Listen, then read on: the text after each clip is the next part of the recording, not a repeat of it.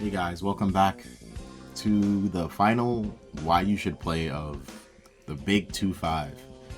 As we're getting ready for 2026, I'm going to make a very, really quick video after this one just explaining my gratitude for all my new subscribers and all of that. So I'll leave all that mushy stuff for that video. Just want to let you guys know that I will be taking 2026 very seriously and trying to pump out more quality content to keep my exes very happy. So without further ado, let's get right into why you should play Rival Schools. And if you really like the video and like the channel, it takes absolutely nothing to drop a like, a subscribe, and just keep abreast with the videos and just interact. Tell me your favorite part in the comment section. So without further ado, let's hop straight into this. Let's talk about Project Justice, or in this case, Rival Schools Project Justice. Project Justice was another late 90s fighter, early 2000s, where Capcom was, in my opinion, in that studio cooking. I mean, this was like peak just what can we do to improve on the previous game, because Project Justice is a part 2 of the series, and they were just really cooking. So it was originally released in Japan around December, and then ported to the Dreamcast, which is obviously used as the Naomi. So if you ever want to try this on Fightcade, remember it's going to be under Naomi or the Dreamcast. The US version released, I would say, a few months later, about 3 to 4 months later, in 2001. But then it was delayed until about like May 16th. So when it comes to Project Justice, you can really tell that going off of just Rival Schools, the first one, like they took everybody's criticism. The Dreamcast version got like top tier reviews from Metacritic, and just like as you see here on the screen, like it's just one of those games, like it was getting close. Like the Dreamcast was like dropping what I mean absolute heat.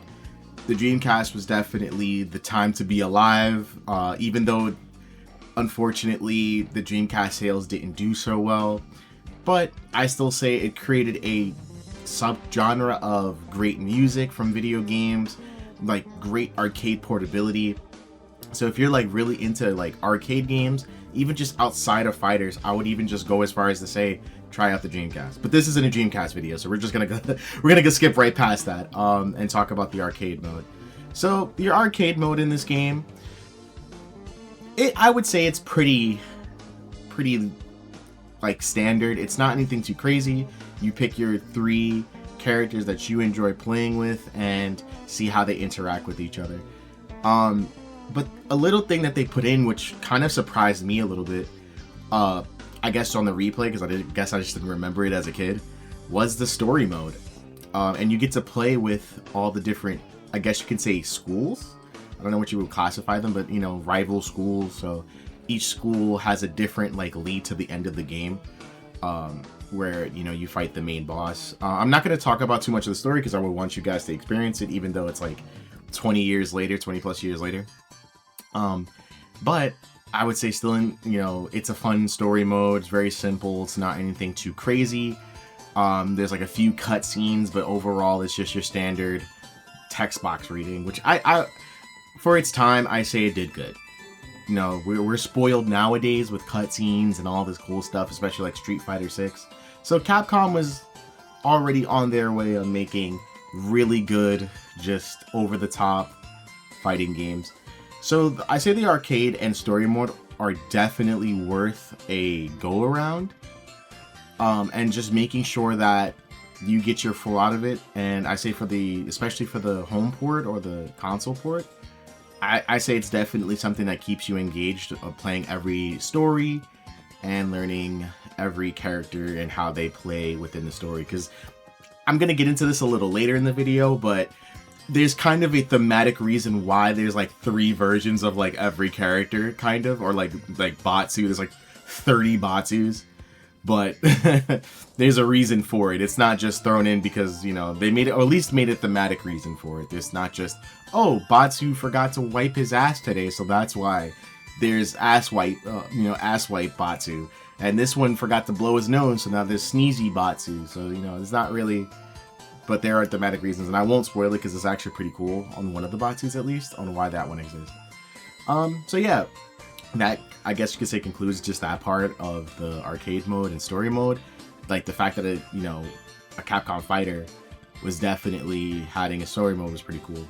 So I guess you could hop into like the gameplay aspects of it, and when I mean like this was Capcom again in that kitchen cooking, they were definitely doing their best to make sure that this game was as interactive as possible.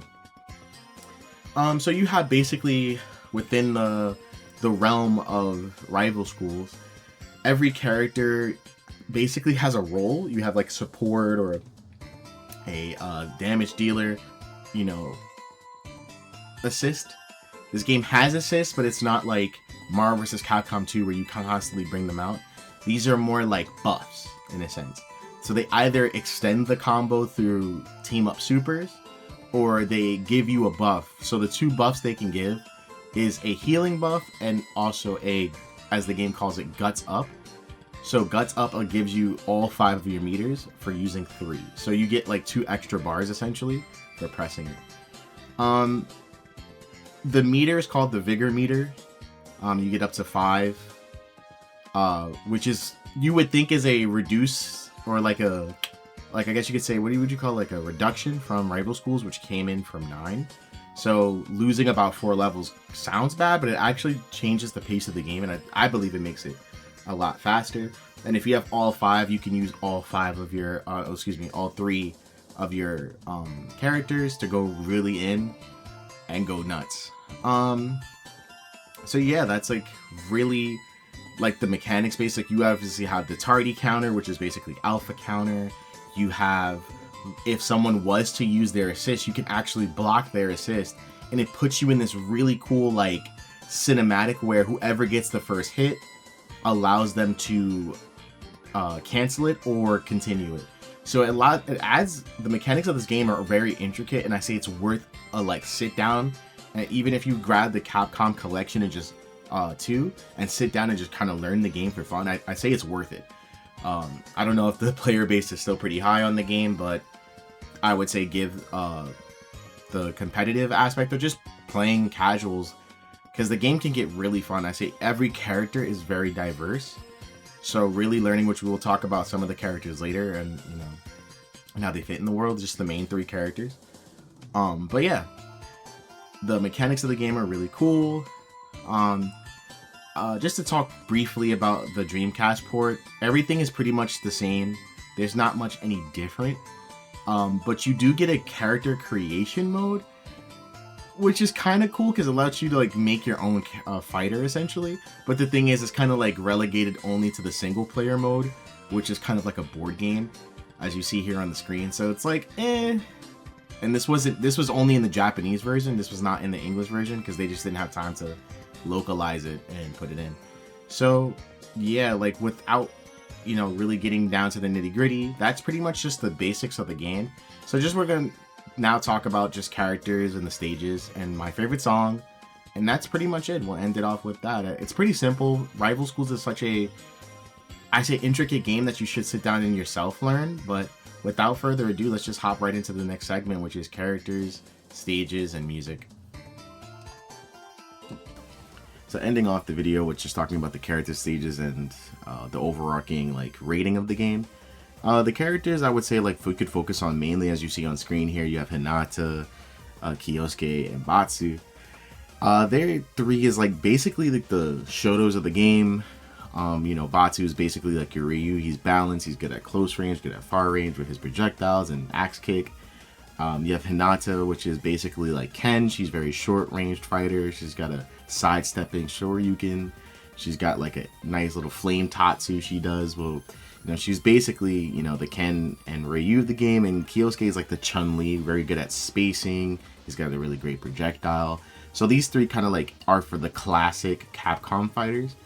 And it kind of just opens the door for you for other characters like the baseball player, the different characters that are like Shoma and all the Daigo, not Daigo Uehara, but Daigo. I don't know his last name, but the Daigo in this game. So the characters are really cool. Stages are pretty much just standard 90s nice backdrop. This is when like Capcom was experimenting with 3D backgrounds. So it was really cool to see the 3D backgrounds in like the stadiums, like a junkyard I think they fight in. They fight in a schoolyard, on top of a school building. That's like really interesting motifs that this game has, at least for fighting game backgrounds. Majority of the stages are infinite stages. So yeah, like the stages and characters are really well done. I think this is another good Capcom, like I said earlier, in their bag, just cooking. Capcom was really putting their toes in that soup, you know what I'm saying? But when it all comes down to it, I really think that Capcom really kind of like hit that good sweet spot of incorporating so many different fighting games into it. Like, if you play Soul Calibur, you'll understand Rival Schools, excuse me. You understand Rival Schools because you have sidestepping mechanics. You even have a sidestep mechanic that acts as a counter. So like with good timing, you basically have a guard impact. So it's like this game takes so many different things from other fighters and does it well. Even Tekken with just framing, clashing, and you know, the ability to cancel even your opponent's moves and putting you in like this little, you know, first to hit match for, I believe it's like 5 seconds. So each fight is never the same. And I appreciate that, you know, with the unique character designs, unique supers, team synergies, Rival School pretty much has it all. So like if you're really interested in Rival Schools, I say check it out. You know, the music is really good. This is my favorite song right here.